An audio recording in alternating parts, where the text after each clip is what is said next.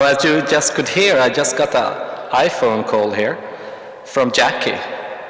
And she said that she's finished, or they are finished, and I should continue. So I will start with my first case. And here I will try to probe the boundaries of our minds through consciousness, psychoanalysis, Karl Popper, and art. Thus, art has to be consciously experienced. One extreme position is the nano-art movement. Pictures and sculptures that have the size of a couple of molecules, and you need an electron microscope in order to be aware of them.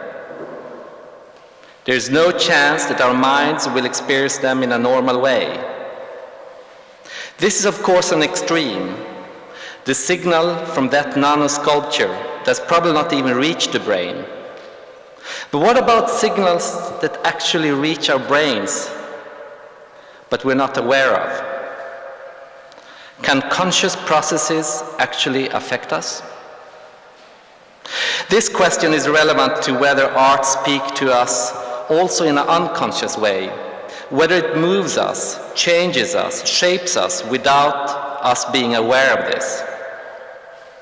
Art has incorporated many ideas from the psychoanalytic movements believing that we are highly affected by non-conscious drives. So what does neuroscience have to say in this question? Well, this is actually one of few positions where we are in agreement with the psychoanalyst movement.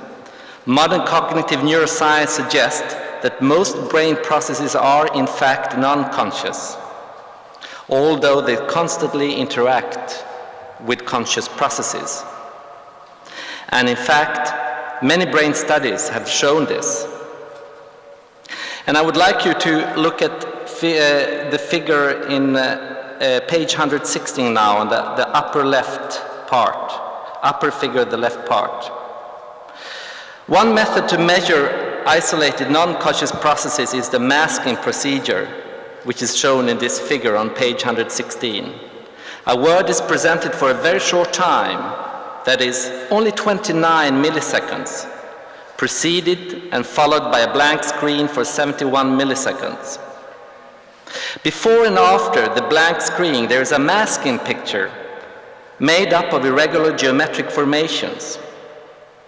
Although the word is shown for such a short period as 29 milliseconds, most people will actually see it and experience it consciously. However, if the masking picture is shown right before and after the word without the blank screen, like you see in the same picture on the right side, no one will report that they have seen the word. As you see in the next figure, also the masked word, the figure below, on page 116, also the masked word will actually activate the brain. However, only local areas processing the primary sensory input will be activated. Thus, although the situation is almost the same, where you're consciously aware of the word, and when you're not, you will have a very, very different situation. You will have almost what is called a brain explosion when the word becomes conscious. Large networks will be activated in the brain, for example, the prefrontal cortex, also shown in the same figure. Although the masked input is not consciously experienced, it will actually affect us profoundly. For example, if a fearful face is shown in the same way by the procedure of masking, a small fear response can be measured in the body, including a sweating response, preparing us for fight or flight. Even more interesting, it is possible to learn to distinguish a rewarding stimulus from a non-rewarding stimulus using only unconscious mask presentations. In other words, the subject learns to respond in a specific way to different stimuli which they never can see. And these are just a couple of examples of how non-conscious processing or processes can be studied in a scientific way. So, from a scientific view, it is certain that art can talk to us and affect us in ways beyond conscious experience. So, back to psychoanalysis. What actually distinguishes it from science? I would say the difference is the idea of the science that the science philosopher Karl Popper put forward. He stated that the fundament of science is that it should be falsifiable. We must work hard in order to try to disprove our ideas by testing previous hypotheses rigorously. As an example, it is hard to test the idea that all swans in the world are white, since you would have to study every single swan in the world. However, it is easy to falsify these hypotheses. You only need to find one single black swan. His beautiful dynamic theory lets science develop like an evolution. A thesis gives an antithesis, which gives up new theses. In this way, our understanding of the world will be better and better model of the real world. And what about psychoanalysis? No testing, no thesis, no antithesis, just dogmas and beliefs, religion. Although they might be the best ideas ever thought of in the world, they will only be stories and fairy tales. Maybe beautiful, but no one will ever know if they are describing something that is existing or not. And had the psychoanalysis movement accepted the idea of Popper, we would have known much more about unconscious processing of the brain today. But of course, for art, psychoanalysis is a rich and beautiful sea of inspiration, and let it stay that way. Well, just by brief way of response, I guess, to that, I mean, I think the thing about psychoanalysis is that it, you know, how uncertain is uncertainty, in the sense that I think psychoanalysis has been proven not to work, and that it has been tested, and it's been proven that, in a sense, that it doesn't work as a therapy. I think that what, for me, the value of psychoanalysis is the way that it enlarges the ground or the field that we think in, which, for instance, like Freud developed the idea that gender is a text and something that's been developed within knowledge and text rather than biologically. And so that men and women have been developed, in a sense, as a story. Now then, the way that we'd make hypotheses and tests and proofs about this, I guess, could be really various, but I suppose that this kind of idea of Freud's has been talked about a lot more since he put it forward particularly by Lacanians and people in queer theory and things like that. So I suppose it's a different vantage point that we're looking for its use value. But Predrag, you did invite us to comment back and forward, but maybe we should get on with our next case. Okay, thank you for that comment. I just a comment on the comment, very quick one. Sure. I agree completely with that idea. Psychoanalysis, the ideas in psychoanalysis are very, very rich and creative, and if you don't use it as a science, I value them quite a lot. Okay, well, we're no longer dressed as scientists, so we're not going to pursue that part of it for now. We can't speak about that anymore. We're going back to the origins now. We're going back to the idea of knowledge. And so at this moment, Jackie and I are dressed in Adam and Eve costumes. And but gender specifically, I'm the man and she's the woman. And we're going to read a play for you, and this will be the 36th performance of our Adam and Eve play. And it's quite a short play, as you'll see. And the idea was that when we first wrote the play, it's been more or less the same. It was done with no preparation at all, and it was more or less nonsensical. But through pure process of repetition, like as you can see now we're up to number 36, it has become pretty clear to what it means to people in a way that it was very unclear in, say, numbers 1 through to 6 or something like that. And someone recently said to us that this was an industrial performance, in the sense is that you make a prototype and then you just exploit it proliferately. So this performance actually takes... Yes, usually we have 3 people performing this work, and given that we just have the 2 of us, Jeffrey will also be the voice of the narrator as well as Adam. So the narrator just says something, but we are actually dressed as Adam and Eve is holding an apple, I assure you. We are clothed in a naked way, and we have fig leaves appropriately creating modesty in the face of knowledge. And the narrator only speaks at the beginning, at the end, and the rest of the time I'm Adam. Okay.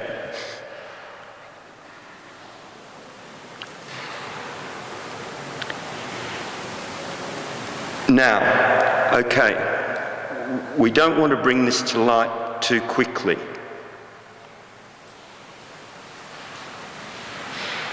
What? I didn't say anything. No, nothing? You must know, there can't be nothing.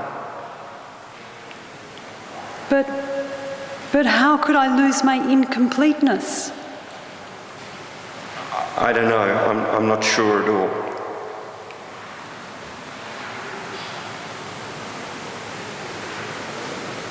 Nothing comes to me. And the narrator says, but it is Eve who gives the apple to Adam.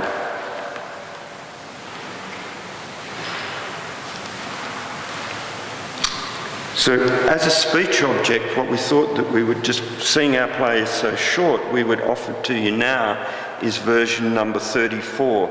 A recording of it, and version number 35 was in French, but here we have for you version number 34. Okay. We don't want to bring this to light too quickly.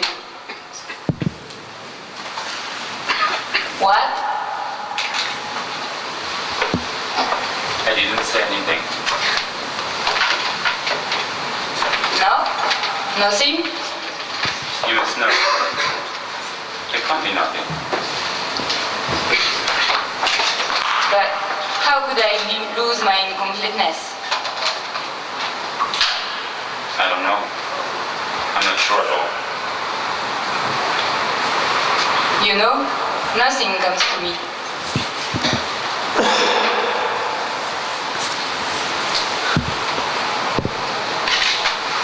But it is Eve who gives the apple to Adam.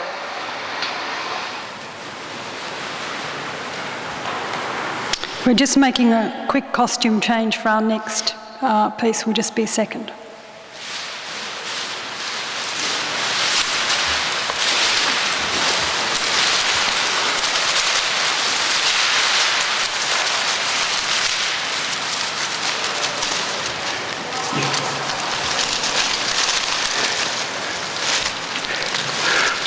Okay, so now we're going to enact another short play we've made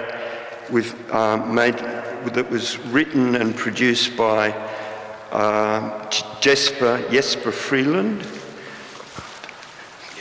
and who's a member of our Speech and What Archive group. And he performed this play last week in Rotterdam, and Jackie played the tree. And so I've now changed out of my Adam costume and I'm dressed as a tree, and Jackie is going to play the role of Jesper and read the play, and I'll behave as the tree for her.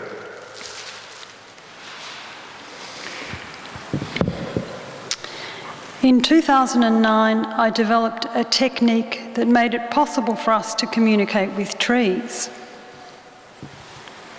So I asked the tree, "What was on your mind?" And the tree told me, "Go fuck yourself." So I asked the tree, "What do you feel?" And the tree told me to go fuck my mother. And so I asked the tree, "What do you want?" And the tree said to me, "I wish you were dead."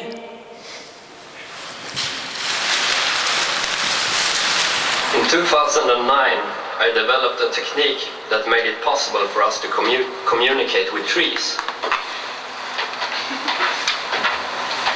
So I asked the tree what is on its mind, and the tree told me to go fuck myself.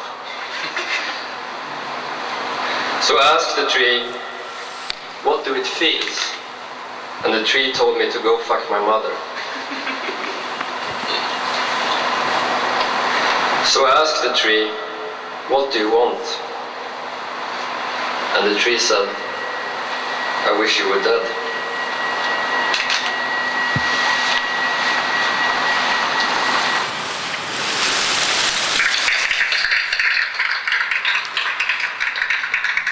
And so Jeffrey, of course, was still the tree for that piece. Looks like you get more claps when people can see you.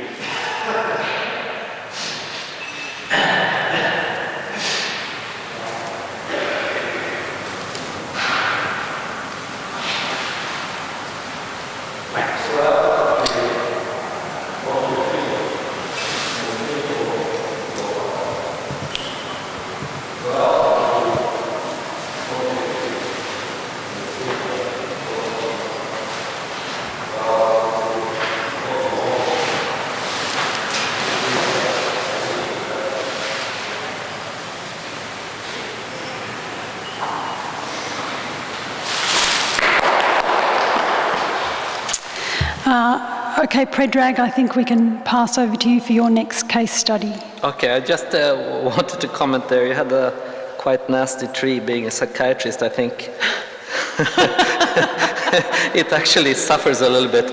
Well, anyway, I just also wanted to say it's a really interesting way of showing how things are going in loops and circles all the time, and I think that you are actually capturing something that is quite interesting. How much predefined things are in certain ways. They will happen again and again and again, although we think it's unique. Maybe it's not. And also another comment I had was, it's quite interesting from what I will talk about, that you actually worked quite a lot with expectations and knowledge. So when you talked about telepathy, and you talked about previously, and you said that you don't know if I smile or not. Well, when you just said that, you actually had some knowledge in your head that could picture me if I'm smiling or not in that situation. Right. Yes. And I think that we have to understand, and I will come into that quite soon, that these types of knowledges of what has happened before and our expectations, what will happen now, depending on what has happened before, are profoundly important for how we construct our inner representation of the world. Yeah, it's definitely, that makes a lot of sense. Well, hopefully it's going on between all of us now. That's what we'd like to think. It's a sculpture we're making together. Exactly.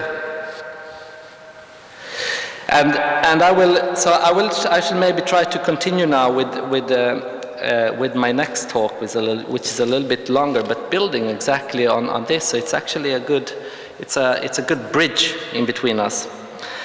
So, probing the boundaries of performance of our minds. How do expectations shape what we experience? Art needs a receiver. That receiver is often a human being, although it may be debated and maybe even will be in this discussion. Nevertheless, for the sake of discussion, let's take the position that art needs a human receiver. Philosophers and scientists like Descartes described already several hundred years ago that our bodies have a nervous system that could transmit signals to the brain. That way we could feel, touch, see things around us, hear sounds and voices. We could construct an inner representation of the external world. And what happens in the brain is maybe less clear. Anyhow, already at this point it's easy to see that most of the changes in the world are not reaching our brains, at least not through the nervous system. Take sound, for example. We only experience a fraction of the frequencies of non-hearable sounds surrounding us. The same is true for vision and touch. And also the same is true for time. We don't experience changes that are too short and don't leave any trace. But even if we are within the boundaries of what our system can take in, can analyze and try to make some sense of, even if we only talk about signals that clearly are transmitted to our brains and help us shape our experiences, there is not a linear relationship between the external world and the internal representation of the same world. We are in a nonlinear system. We actually are a nonlinear system. The logic of the mind is much more complex than the logic of the outer world. The representation of the world does not equal the same. Our minds are not mirrors of the surrounding. There are ample of evidence of this.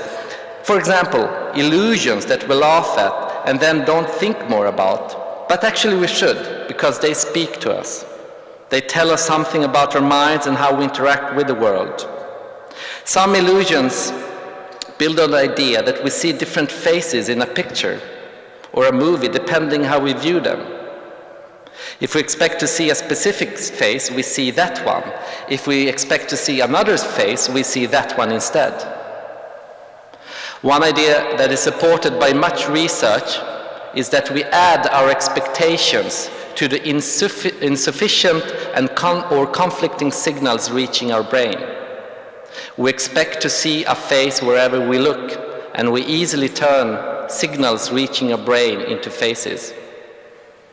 However, we expect much more than faces.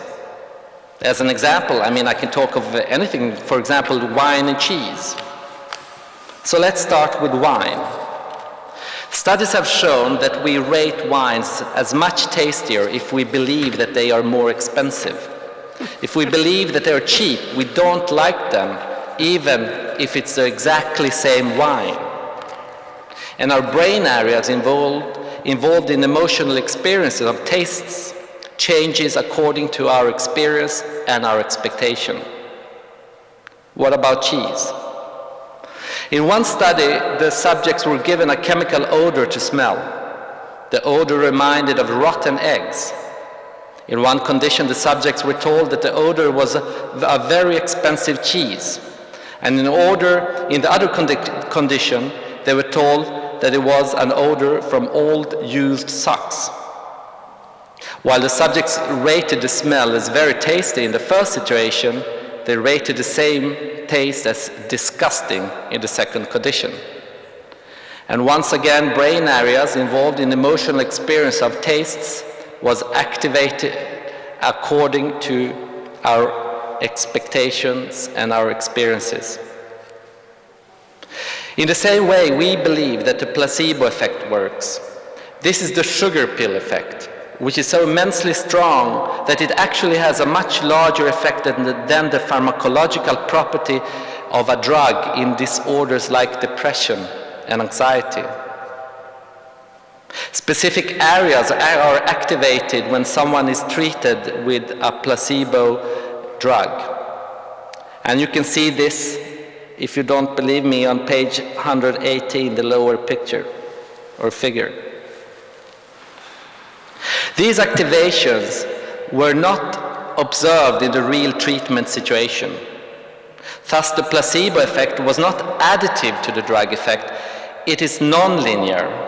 You can have a lot of placebo effect when you give a sugar pill, but no placebo effect when you give the real treatment. So expectation effects are all over, and the expectation systems operate in many ways. Some are conscious, we are aware of them, we know exactly what to expect. Some are non-conscious. Although we are not aware, it is possible to show that our minds and bodies are responding according to the expectations. It has been postulated that comparing expectations with the signals reaching us is the most important computation that our brain performs. And it happens at all stages, from the most primitive to the most complex brain region.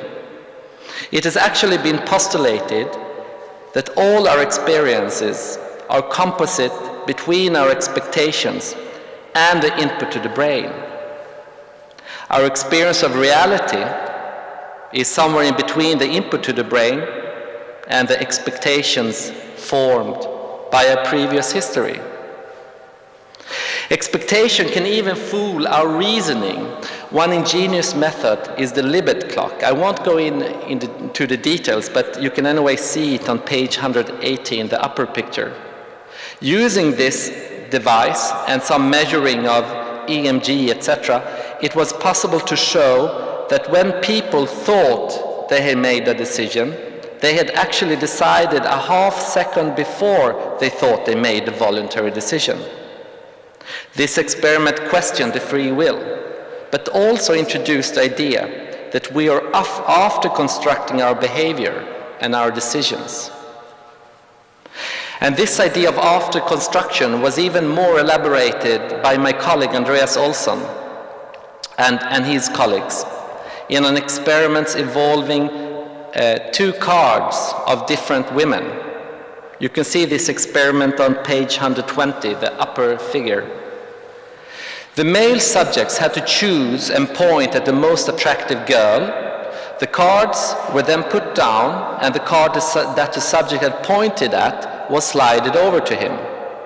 The male subject was then asked to pick up the card, look at it, and say, why did he choose that girl?